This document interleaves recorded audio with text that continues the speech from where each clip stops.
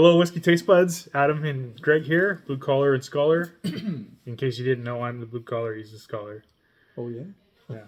It used to be. We're doing our beloved 12 Drams of Christmas, and you're joining us here today on day 8, which is December 20th. And it's been a cracking 12 drams so far. A Kraken?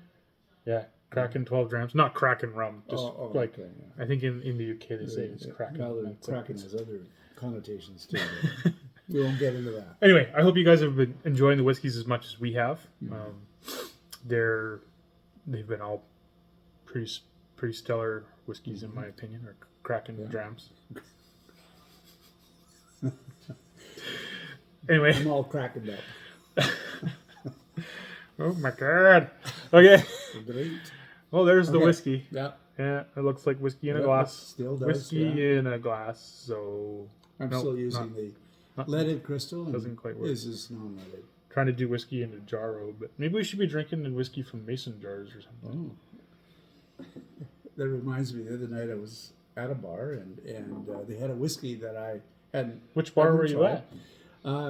I was at a meeting, so it was kind of one of those things at a hotel. Okay. Anyway, they had a bottle on the shelf, and I'd never seen it before, and so I said, wow, that'd be kind of interesting to try. And he says, well, why don't I pour you a little one? Well, he had a very tall beer glass. He poured a little bit of the whiskey at the bottom. I nosed it, and I was so glad I...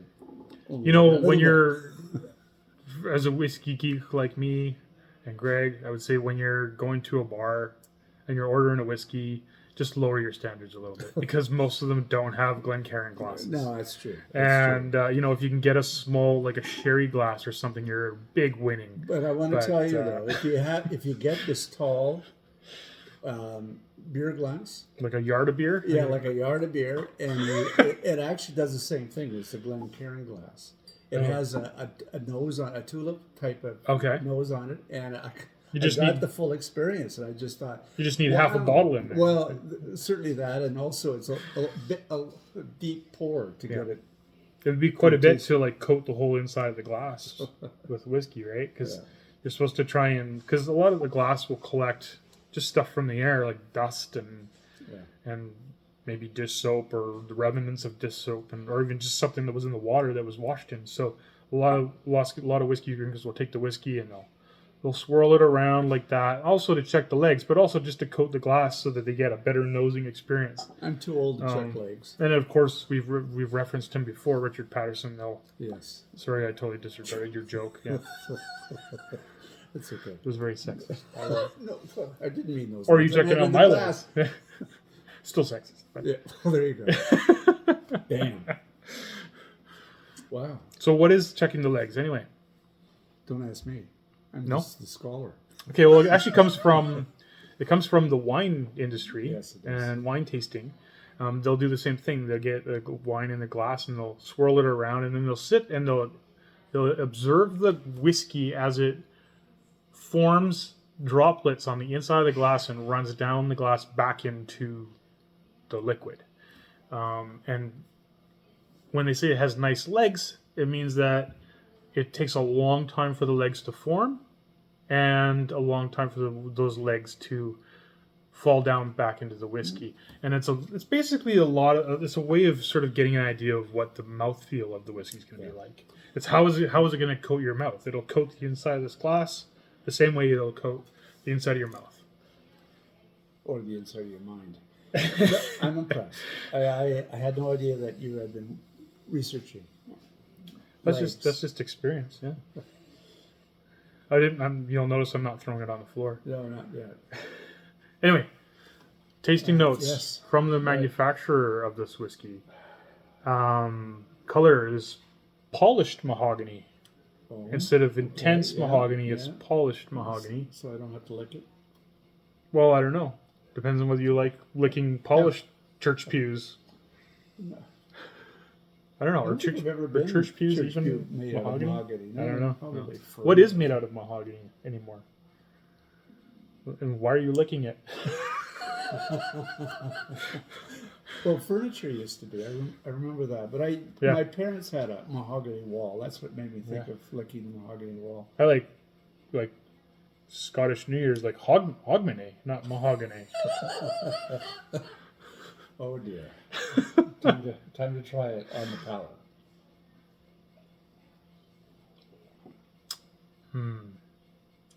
Oh yeah, yeah. So it's really interesting. This Scottish distillery. The first note they use on a tasting note for their palate is maple syrup, which is a very Canadian tasting note in my opinion.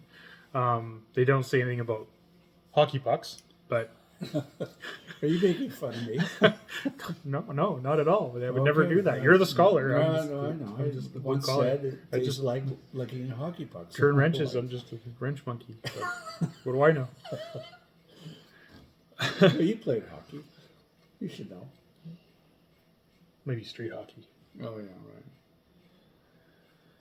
right. Gone are the days of guys this my size playing hockey. They Yeah. just skate around hitting people. But Yeah, you create a little bit of damage. now the guys, Yeah. if I tried to play hockey nowadays, the guys would just skate circles around me. Yeah. It'd be like like a pylon. So rather than tasting or licking a hockey puck, you're chewing on a hockey ball. Like, is that what street hockey is? I don't know. I don't know what the comparison is, but Yeah. that would be more I'm sorry. plasticky. And maybe that's a bourbon tasting. Yeah, it's note. probably We'll save that for our Well, bourbon yeah. tastings. God help us.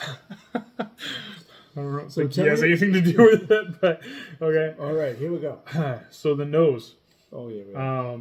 We rated the palate, but the nose, classic sherry nose for sure. More roasted nuts. We're getting Caramelized not peanuts this time. Though. Fruits, honey, roasted nuts for sure. Okay, here we go.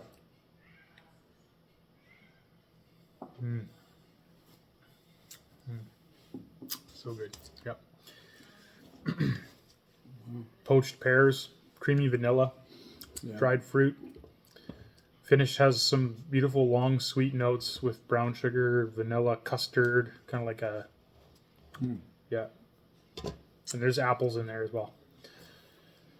That is a beautifully simple and yet complex taste that I've just picked For sure. up on. Sometimes with this distillery, there's a note. I don't want to say a note, more like a character of the whiskey that almost bites you back a little bit, especially on the finish. If for me, but this one doesn't. This one is so smooth. Yeah. It doesn't have an age statement as far as I know, but I would be willing to bet there's some whiskey with some real seniority here in this whiskey. A couple of days ago, we had a whiskey that had such a long finish that we were still tasting it the next day. This one, no. This one kind of has a very nice end to it. Not a long. Not super long, No, it's but like a more of a medium finish, which is quite pleasant. Again, there's no bitterness, which some whiskeys generate for me. so what is this whiskey? You might ask. Yeah. Drum roll, please. The whiskey for day 8, December 20th, only a couple days left here, is Bunnahabhain. And this is a special whiskey. It's a canasta cask finish. Or, pardon me, not finish. Canasta cask matured. Fully 100% matured in canasta casks. The whole way? Yeah. Oh my goodness. And this is the release that they had at a festival every year on Isla. And what is the name of that festival, Greg? Fischio. Fescio. Yeah, and this is usually in the month of May. That's right. Yeah. May, June, or end of May, beginning of June kind of Yeah. thing. And that's a special festival for any Isla whiskey fans. It is what they call everybody should make a pilgrimage to the Fescio festival at least one time in their life. Yeah. I haven't done that yet, but I plan to. It's a real special festival. It's like a week-long festival. Every day, a different distillery has its day in the spotlight. Yeah. Even Jura And, comes yeah, over for that. and Jura is included in Yeah. that as well. I believe they share it with one of the other. I don't know how it's going to work now because there's so many more distilleries opening Well, up on Isla right. now, so there'll probably be more distilleries sharing days, or they'll make the festival longer. Longer, yeah. One or the Because other. there's Lag Distillery over on Jura as well. No, No, Lag is is that in on Jura? Isle of Arran. Arn. Right. Yeah. I blew it. But there Thank are other distilleries Yes. opening up or reopening on Isla. So Cool. yeah, it'll be interesting. But yeah, so this is the most northern distillery on Isla, if I'm not mistaken. Yes, it is. And yeah, just across from Jura. Jura, yeah. And this special whiskey is a Canasta cask, which some of you might ask, what the heck is Canasta? Isn't it like a game, like a board game or something? Playing Canasta? It's cards. Yeah, cards. Yeah, Okay. yeah. Just play Canasta. Yeah. I remember my parents saying that. Yeah. Or maybe that's just what they drank while they were playing cards, but which do is that too, entirely yeah. possible too, because sherry used to be a lot more popular than it is now. So anyway, yeah. So Canasta is a type of sherry. It's made from a blend of Palomino and Pedro Hermanes grapes. Hermanes Okay. grapes. I'm so glad that you're here to correct me whenever I That's the only mispronounce reason why I'm things. sitting there. It's like, It's just a blessing. yeah, thanks. It's a curse. It's bottled at 51.2% ABV. Again, pretty limited release. Pretty hard to get your hands on. One of Isla's few unpeated whiskeys. Not too many distilleries make unpeated whiskeys on Isle of Isla. This is an interesting distillery. There's the bottle. Oh, yes, right. We haven't shown that yet, have we? Yeah. It's an interesting distillery. The master distiller is a woman named Julianne Fernandez, who is a Glasgow born. She was born in Glasgow, to keep it simple.